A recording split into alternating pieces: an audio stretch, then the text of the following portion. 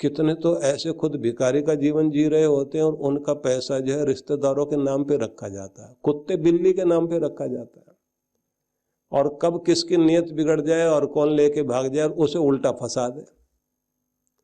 अभी तो एक इंजीनियर पकड़ा गया जिसके जो है वो बाहर पानी के पाइप है ना, उनमें नोट भरे हुए थे। इनकम टैक्स वाले जैसे आए उनको पता लगा कि नौकर वोकर बता देते हैं इनका यहाँ भी भरा हुआ है, वो पाइप खोलने लगे तो उसमें से नोट गिरे। अब वो पाइप उखाड़ते उखाड़ते उन्होंने जो है अपनी अटैचियां भर ली, और भाई ने कहाँ कहाँ जमा कर रखा था, निकलता है ना सब।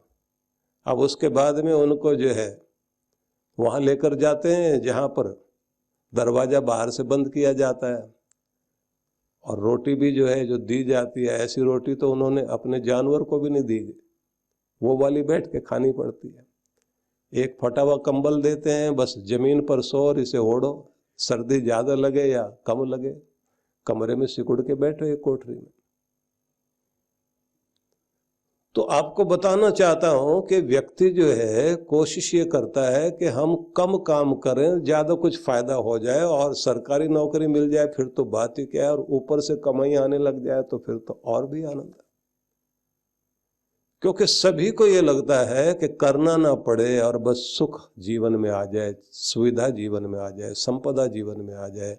लेकिन कौन सी संपदा कब विपदा बन जाए ये नहीं कहा जा सकता। लेकिन जिस व्यक्ति के जीवन में कमाई करता है तो इस बात को जानता है कि किसी का कर्जा सिर पर ना रहे। अगर 10 रुपए लेता हूं तो कम से कम 40 रुपए का काम करके दूं। देखने वाला मालिक देखे ना देखे, लेकिन मेरी अंतर आत्मा देखती है और मेरा परमात्मा देखता है।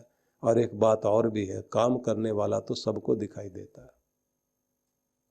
पत्ते कितनी भी कोशिश करें सुगंध फूल की नहीं छिपा सकते। वो फूल को पत्ते ढक सकते हैं, सुगंध को नहीं ढक सकते। किसी भी कंपनी में और किसी भी स्थान में 2 या 4 ही लोग होते हैं जो ढंग से काम करने वाले होते हैं, जिनके कारण वो कंपनी चलती है। बैंड बाजे में भी जो बजाने वाले सही होते हैं ना, वो तो 3 या 4 ही होते हैं, बाकी तो लेके खड़े रहते हैं ऐसे, बीच बीच में फूंक मार देते हैं, उंगली भी चलाते हैं ऐसे। लेकिन फिर भी बात ये ध्यान रख लीजिए, अकेला सूरज प्रकाशित करता है धरती को, चंद्रमा और जैसे तारे दूसरे कितने भी मिलकर के चमकते रहे, लेकिन प्रकाश तो सूरज से ही आता है। बनना है तो सूरज ही बनना चाहिए, बाकी वो चांद तारे बनने में कुछ नहीं रखा है। जो परमात्मा का लाडला है वो खुद अपनी चमक अपने अंदर से पैदा करता है। दूसरे सिफारिश करें आकर के कि नहीं बहुत चमक रहा है, देखना चांद चमक रहा है, ढूंढ रहे हैं लोग, लेकिन जब सूरज निकलता है लोग कहते हैं देखना निकला है या नहीं निकला। सूरज तो घर में घुस के भी आके बताता है आ गया हूं मैं। आपका अपना तेज और आपके कर्म अपने आप आपका परिचय देंगे, लेकिन चमकना तो सीखो। इसलिए भारतीय परंपरा सूरज को प्रणाम करती है। ठीक है, हम चांद सितारों को भी प्रणाम करते हैं, लेकिन सूर्य उपासना को हमारे देश में सबसे बड़ा स्थान दिया गया। तो निवेदन ये करना चाहता हूं कि सेवा एक माध्यम है जिससे आप अपना बना सकते हैं। तो एक समय था कि जब गुलामों के पांव में कड़ा डाल दिया जाता था, वही बात समझा रहा था ना मैं आपको। तो एक सज्जन ऐसे थे जिनको जब रखा गया तो पूछा गया क्या खाओगे, क्या पहनोगे, रहने की जगह कैसी चाहते हो। तो उसने क्या कहा, हमारी अपनी मर्जी नहीं, हमने अपनी मर्जी को मालिक की मर्जी के साथ मिला दिया है। कि गुलाम होने का मतलब बेबसी नहीं है, गुलाम होने का मतलब है कि प्रेम में गुलाम हो गए आपके। अब मालिक उसकी तरफ देखता जाए, वो भले आदमी बोल क्या रहा, बोले गुलामी का मतलब है कि आज से हम आपके सब कुछ आपको मान लिया, जैसे बैठाओ बैठेंगे, जैसे खिलाओ खाएंगे, जहां लेकर चलोगे चलेंगे। माना है तो मान लिया, और नहीं मानना होता तो फिर कुछ भी हो, एक टांग तो क्या गला भी पकड़ लेते तब भी हम आपके ना होते। जंजीरों से बांधने से कोई अपना नहीं होता, तुमने दिल से हमें बांध लिया, तुमने कहा कि हम चुनाव करते हैं इसका, तो जैसे ही आपने हमारा चुनाव किया तो हमने आपका कर लिया, आपने हमें अपना मान लिया, हमने आपको अपना मान लिया। अब जो कुछ आप खिलाओ वो खा लेंगे। नहीं फिर भी तो बताना, तेरी जिम्मेदारी हमने ली है। तो बोले आपके भोजन में से जो बच जाएगा वो हमको भी दे देना, और आपका फटा हुआ कपड़ा जो आपके काम का ना हो वो हम पहन लेंगे। बोले तो इसका मतलब तू हमारे वाला भोजन खाना चाहता है? बोले आपका बचा हुआ जो बेकार जाए। मेरा कपड़ा क्यों पहनना चाहता है? बोले वही जिसमें आपकी सुगंध आती है, आपकी महक आती है, और जिधर आपके चरण हो उस कमरे के बाहर कहीं कोई ऐसी जगह हो जिस तरफ मैं अपना सिर रख करके सो जाऊं। तो मालिक हैरान हो गया, ये आदमी लड़का किस तरह की भाषा बोल रहा है। और एक दिन उसने ककड़ी खाते खाते एक ऐसी कड़वी ककड़ी मुंह में आ गई कि जिसके कारण उस मालिक को बहुत बेचैनी हुई। दूसरी ककड़ी भी देखा, वो भी कड़वी। तो अपने नौकर को बुलाया, उस गुलाम को बुला करके कहा कि ये खा के देख कैसी है। मालिक की पत्नी साथ बैठी थी, उसने कहा पूरा ही खा लेना, क्योंकि सब हंसना चाह रहे थे। और ये तो कमाल का था, इसने सारी ककड़ी खाई और बहुत सिर झुका के थैंक्स किया। मालिक ने कहा इतनी कड़वी ककड़ी तो खा गया, तुझे कड़वी नहीं लगी? तो इसने कहा कि अगर ककड़ी की कड़वाहट देखता तो सच में कड़वी लगती, लेकिन मैंने तो उन मीठे हाथों की तरफ देखा है जिसने मुझे इतने सारे मीठे फल आज तक खिलाए हैं, उसके हाथ से कोई चीज कड़वी मुझे नहीं लग सकती, क्योंकि उसका एहसान मेरे अंदर मिठास भरता है।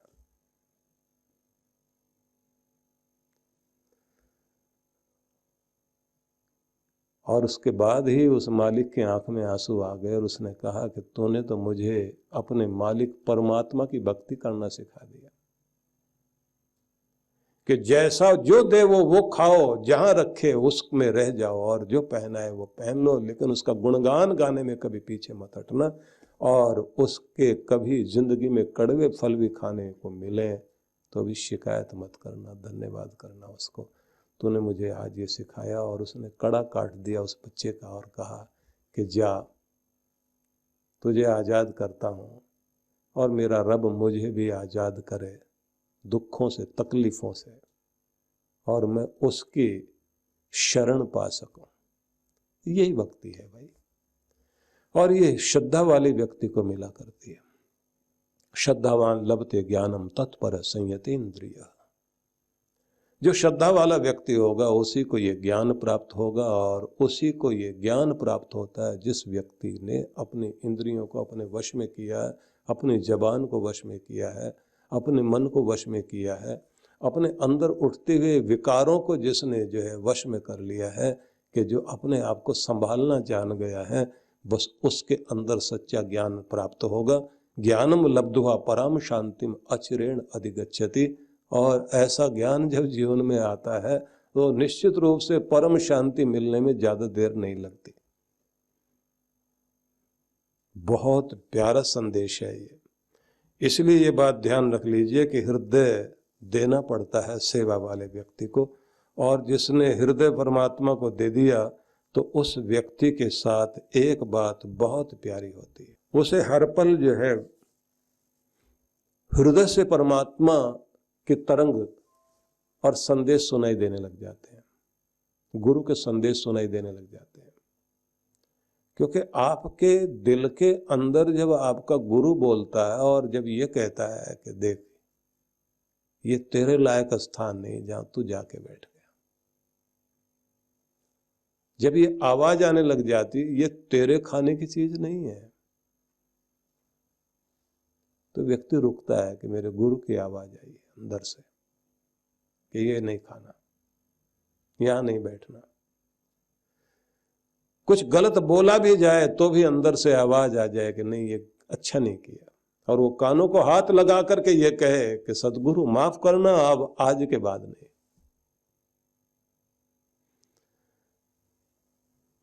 एक बहुत प्यारे चिंतक हुए हैं, एग्जीबिशन नाम था उनका। उन्होंने लिखा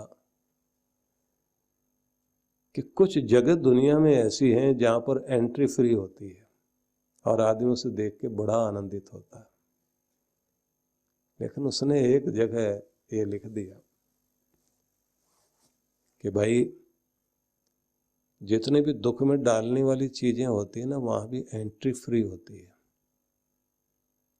शराब पीने की आदत में आपकी एंट्री फ्री है, आराम से पी लीजिए, लेकिन एग्जिट फ्री नहीं है। एग्जिट फ्री नहीं तो मतलब बोले बस आप आ तो गए, जुआ खेलने में आ तो गए, अब निकल के दिखाओ। बुरी संगत में आ तो गए, अब निकल के दिखाओ। क्योंकि एंट्री फ्री है, एग्जिट फ्री नहीं है।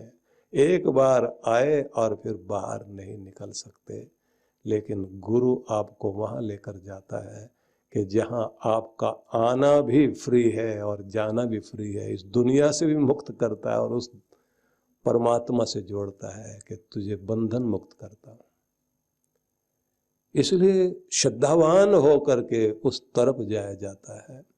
और ये किस्मत वाले लोग होते हैं कि जिनके जीवन में ये क्षण आते हैं। तो आप सबको ये बहुत अच्छा मौका मिला कि इस सत्संग से जुड़े, लेकिन ये साथ साथ में कुछ संकल्पवान भी हमें हो जाना चाहिए। एक संकल्प तो हमें ये लेना पड़ेगा कि भले ही थोड़ी देर से ही अपने प्यारे परमात्मा से कनेक्ट होने की कोशिश किया करें। कोई एक मंत्र बोलकर, शांत होकर, उससे कुछ बात करते हुए अपनी प्रार्थना करें और फिर उसका ध्यान करते हुए उससे कुछ शक्तियां हर रोज अपने हृदय में धारण करें। इसलिए कहते हैं कि माला भी हाथ में हो, लेकिन श्वासों की माला उससे ज्यादा महत्वपूर्ण होती है। पहले माला मन के वाली चलाइए, फिर श्वास श्वास में नाम जपना, फिर मन की माला, मन ही मन अंदर अंदर माला चलती रहे। और माला अंदर अंदर चलते चलते ध्यान में पहुंच जाओ कि जहां आपको खुद की सुध न रहे कि जाप कर रहा हूं, आपको लगे कि मैं अपने प्रभु की धाम तक पहुंच गया हूं, वहां की शांति की किरणें मुझे छू रही हैं, उसका प्रेम मुझे छू रहा है, उसकी शक्ति मुझे स्पर्श कर रही है, मुझे चार्ज किया जा रहा है, मुझे बेहतर बनाया जा रहा है। मेरे अंदर की जो भी कुछ नेगेटिविटी है, नकारात्मकता है, उस सब को बाहर निकाला जा रहा है। माला श्वासों श्वास की जगत भगत के बीच। कहते हैं इस जगत के समस्त भक्तों के बीच में जो माला सबसे बेहतरीन होती है, वो होती है जो श्वास से माला जपी जाए। माला श्वासों श्वास की जगत भगत के बीच, जो फेरे सो गुरमुखी, ना फेरे सो नीच। का जो ऐसी माला को फेरने वाला है, बस उसे समझ लेना चाहिए वो है गुरुमुख। और नहीं तो फिर कहते हैं कि उसका स्थान नीचा है, नीची समझ वाला। ऊंची साधना वो नहीं कर सकता जिस व्यक्ति की माला जो है वो श्वास की माला ना बने। श्वासों की माला में सिमरू में पी का नाम, ऐसा गाते हैं ना लोग। तो उसका मतलब यही होता है कि श्वास श्वास में परमात्मा का नाम चले। और दूसरी बात आपको सीखनी है कि आपको नम्र स्वभाव अपनाना चाहिए,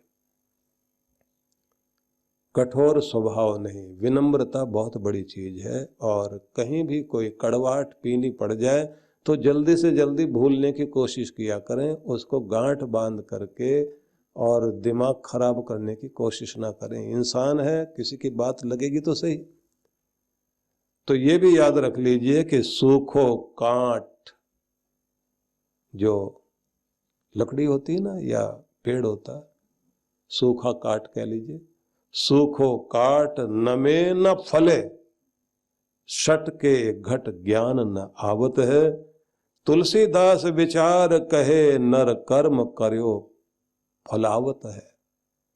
मतलब वह कर्म करता हुआ और नर्म रहता हुआ ही फलेगा जिस व्यक्ति के जीवन में विनम्रता है और विनम्रता के साथ अपना कर्म करता है, तो ऐसा ही व्यक्ति फलेगा। लेकिन जो व्यक्ति सूखा रहे और भूखा रहे, कहते ना रूखा भूखा सूखा, बात करने में भी रूखा और अंदर से शुष्क, कोई प्रेम की बात करे उससे तो उसके अंदर कुछ नम्रता आए नहीं, सूखा ही रह जाए। कुछ लोगों का होता है ना कि जैसे उनके जीवन में मुस्कुराहट सूख जाती है। कहते हैं वो आदमी जो बच्चों को देख करके और डांटता घूमता हो, है शोर मत करो, भागो यहां से, समझ लेना चाहिए बुढ़ापा अच्छी तरह आ गया उसके अंदर। हंसने की बात भी सुनाए लेकिन हंसी ना आए और फिर ऊपर से बोले ये कोई हंसने की बात, समझ लेना चाहिए बुढ़ापा अच्छी तरह आ गया। और जो हर समय बोलता ही रहे और कमियां निकालता रहे तो समझ लेना चाहिए कि बुढ़ापा अपना असर कर रहा है। जबान चले बहुत, और जिस व्यक्ति की हिम्मत टूट गई, दूसरे का सहारा ढूंढता है, खुद के सहारे जिंदगी जीने की कोशिश नहीं करता, तो भी समझ लेना चाहिए बुढ़ापा आ गया। शरीर के बूढ़े होने से बात नहीं, हिम्मत टूट जाए तो बुढ़ापा है। तो आप सबको बहुत बहुत मेरी मंगल कामनाएं, आप सभी सुखी रहें, आनंदित रहें। माता पिता एवं वृद्ध जनों के प्रति सम्मान व्यक्त करने का और हृदय से कृतज्ञता ज्ञापित करने का तथा अपने कार्यों से समाज व राष्ट्र को गौरवान्वित करने वाले अति विशिष्ट जनों के सम्मान का पर्व है श्रद्धा पर्व। परम पूज्य सद्गुरुदेव श्री सुधांशु जी महाराज एवं डॉक्टर अर्चिका दीदी जी के पावन सानिध्य में विश्व जागृति मिशन पिछले 27 वर्षों से श्रद्धा पर्व महोत्सव के अवसर पर अति विशिष्ट जनों को, जिनमें Shri Bandaru Dattatreya, doctor Harshvardhan, doctor Naresh Trehan, Shri Shivpal Gupta, Shri GP Bhagat जैसे अनेकों राष्ट्र व समाज सेवकों को सम्मानित करता आ रहा है। कार्यक्रम की रूपरेखा दिनांक 2 अक्टूबर 2025 प्रातः 10 बजे, स्थान आनंद धाम आश्रम बक्करवाला नई दिल्ली। आयोजक विश्व जागृति मिशन। आप सपरिवार सादर आमंत्रित हैं। 108 कुंडीय श्री गणेश लक्ष्मी महायज्ञ परम पूज्य सद्गुरुदेव श्री सुधांशु जी महाराज एवं डॉक्टर अर्चिका दीदी जी के पावन सानिध्य में विश्व जागृति मिशन पिछले कई वर्षों से जनहित में सुख समृद्धि एवं रिद्धि सिद्धि प्राप्त कराने हेतु श्री गणेश लक्ष्मी महायज्ञ का आयोजन करता आ रहा है। इसी क्रम में इस वर्ष भी आनंद धाम आश्रम के पवित्र प्रांगण में 4 से 7 अक्टूबर तक 108 कुंडीय श्री गणेश लक्ष्मी महायज्ञ आयोजित किया जा रहा है, जिसमें गणेश लक्ष्मी के महाजाप के साथ साथ मंत्राहुति विशेष रूप से होगी। साथ ही 7 अक्टूबर शरद पूर्णिमा के अवसर पर वरदान सिद्धि साधना में सम्मिलित होकर इष्ट कृपा व गुरु कृपा प्राप्त करें। कार्यक्रम की रूपरेखा दिनांक 4 से 7 अक्टूबर 2025 प्रातः 8 बजे। विशेष 7 अक्टूबर वरदान सिद्धि साधना एवं शरद पूर्णिमा पर गुरु दर्शन। आप सपरिवार इस कार्यक्रम में सादर आमंत्रित हैं। आप घर बैठे भी यज्ञ में भाग ले सकते हैं। यज्ञ में यजमान बनने के लिए संपर्क करें।